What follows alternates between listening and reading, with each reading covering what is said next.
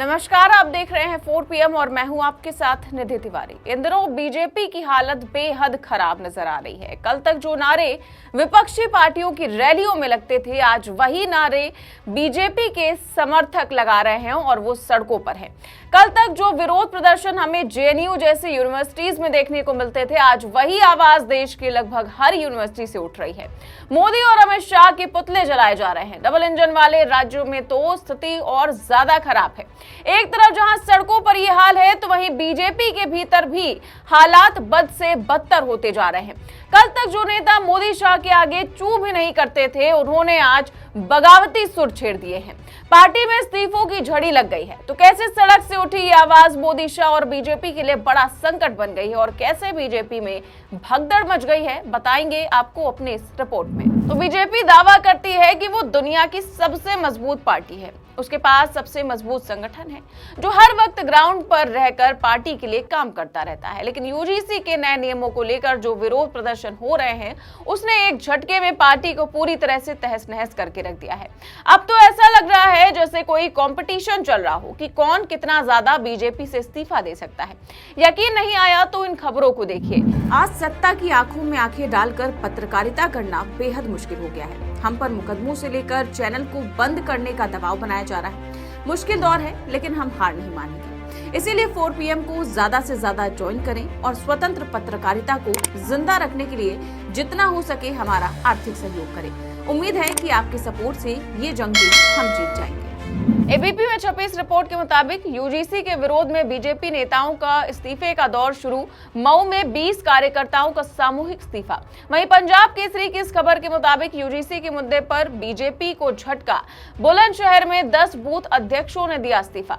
वहीं अमर उजाला में छपे इस खबर के मुताबिक मैनपुरी जिले में भाजपा के मंडल महामंत्री समेत 10 लोगों ने पार्टी के पद से दिया इस्तीफा।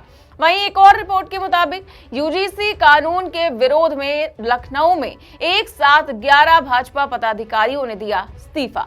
अब देखिए, जिस तरीके से ये खबरें सामने आ रही हैं, उससे ये साफ पता चलता है कि बीजेपी की जो मजबूत कड़ी थी वो अब कमजोर पड़ने लगी है। यूपी में तो संगठन पूरी तरह से खत्म होता जा रहा है और सबकी नाराजगी की एक ही वजह है और वो है UGC के नए नियम।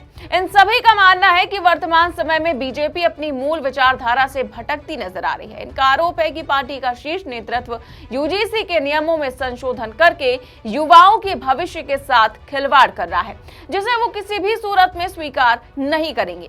अब सोचिए, जिन नियमों को लेकर पार्टी में भारी असंतोष फैला है, उन नियमों के खिलाफ आम जनता में कितना आक्रोश होगा। आप एक एक करके इन तस्वीरों को देखिए और इन नारों को सुनिए। रंगा बिल्ला की सरकार नहीं चलेगी, ये रंगा बिल्ला मोदी और शाह को कहा जा रहा है। आपको बता दें कि वीडियो में दिख रहे युवा ठाकुर चौबीसी के राजपूत है। ठाकुर चौबीसी राजपूतों के 40 गांवों का गढ़ है। ये बीजेपी की बड़ी ताकत है। वेस्ट यूपी में बीजेपी के जनादेश की पटकथा यहीं से लिखी जाती है। अब सोचिए, यही के लोग मोदी शाह के खिलाफ नारेबाजी कर रहे हैं और कमल के फूल को अपनी सबसे बड़ी भूल बता रहे हैं। नहीं चलेगी रंगा बिल्ला की सरकार, नहीं चलेगी, नहीं चलेगी। रंगा बिल्ला वापस जाओ, आ जाओ भाई, चला जाओ।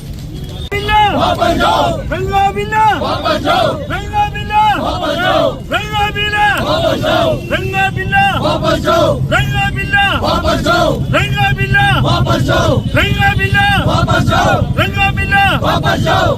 अब UGC के खिलाफ हो रहे इन प्रदर्शन और उसमें लगाए जा रहे इन नारों को सुनिए। ये वीडियो गोंडा का है, जहां सवर्ण समाज के लोग मोदी जी की कब्र खोदने का नारा लगा रहे हैं। जरा सोचिए, अगर किसी विपक्ष के नेता या कार्यकर्ता ने ये नारा लगाया होता तो योगी सरकार अब तक FIR दर्ज कर लेती। गोदी मीडिया डिबेट में चिल्लाते चिल्लाते गला फाड़ देता, लेकिन यहाँ पर कोई कार्रवाई नहीं हो रही है। क्या बीजेपी अपने खिलाफ हो रहे प्रदर्शनों से सहम गई है या उसके लिए अब ये आम बात हो गई है? पीछे हो जाए यार, एकदम चिल्लाए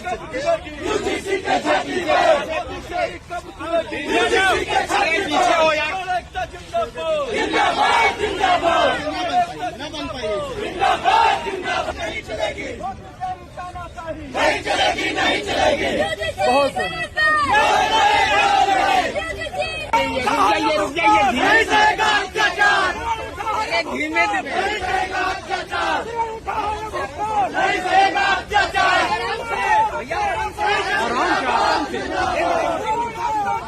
अब देखिए, यूजीसी के खिलाफ सिर्फ यूपी से ही नहीं बल्कि बिहार से भी विरोध के खतरनाक नजारे सामने आए हैं। अब आप इन तस्वीरों को ही देखिए। तस्वीरों में आप देख सकते हैं कि कैसे रात के अंधेरे में हजारों युवा हाथ में मशाल लेकर सड़कों पर उतरे हुए हैं। ये वो तस्वीरें हैं जो गोदी मीडिया आपको कभी नहीं दिखा पाएगा, लेकिन सोशल मीडिया पर विरोध प्रदर्शनों की तस्वीरों की बाढ़ आ रखी है। इसके अलावा बिहार के आरा की तस्वीरें हैं, जहां मोदी जी के पुतले के साथ क्या किया जा रहा है, देखिए।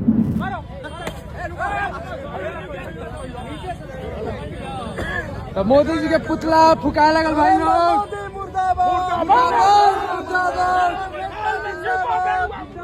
जिंदाबाद। चना मोर को फुकाता।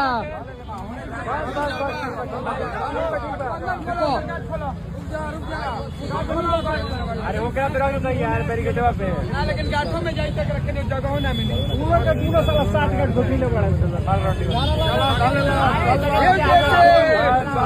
हो जा। आज काला कानून के साथ ही मोदी का लक्ष्य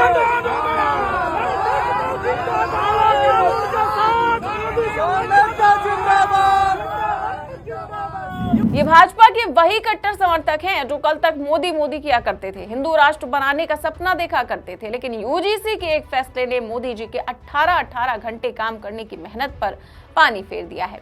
लेकिन अब हो सकता है कि इन प्रदर्शनों पर रोक लग जाए, क्योंकि जिन नियमों को लेकर लोगों का गुस्सा फूट पड़ा था उसको लेकर अब सुप्रीम कोर्ट ने बड़ा फैसला सुना दिया है। दरअसल सुप्रीम कोर्ट ने यूजीसी के 23 जनवरी को जारी किए गए आदेश पर नियम पर रोक लगा दी है।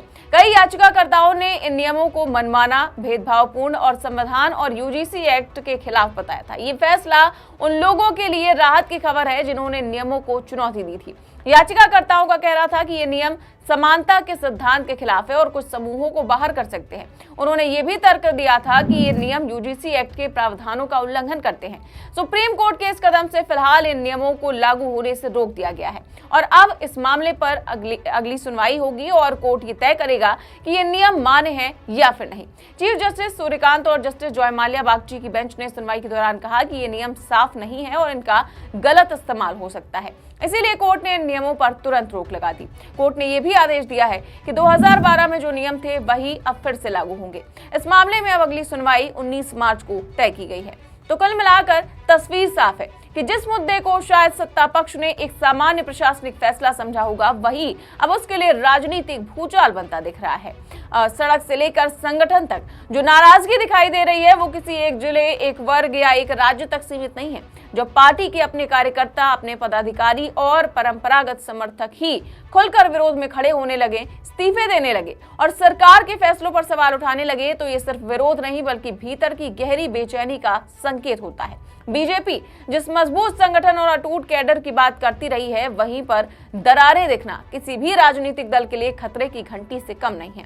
यूजीसी के नियमों को लेकर उठा ये विवाद अब सिर्फ शिक्षा नीति का मुद्दा नहीं है, बल्कि ये भरोसे, विचारधारा और नेतृत्व पर सवाल खड़ा करता है। और सुप्रीम कोर्ट की रोक ने भले ही फिलहाल हालात को ठंडा कर दिया हो, लेकिन जिस तरह का गुस्सा सड़कों पर फूटा है उसने ये संदेश जरूर दे दिया है कि युवाओं और समाज के बड़े वर्ग की आवाज को नजरअंदाज करना आसान नहीं होगा।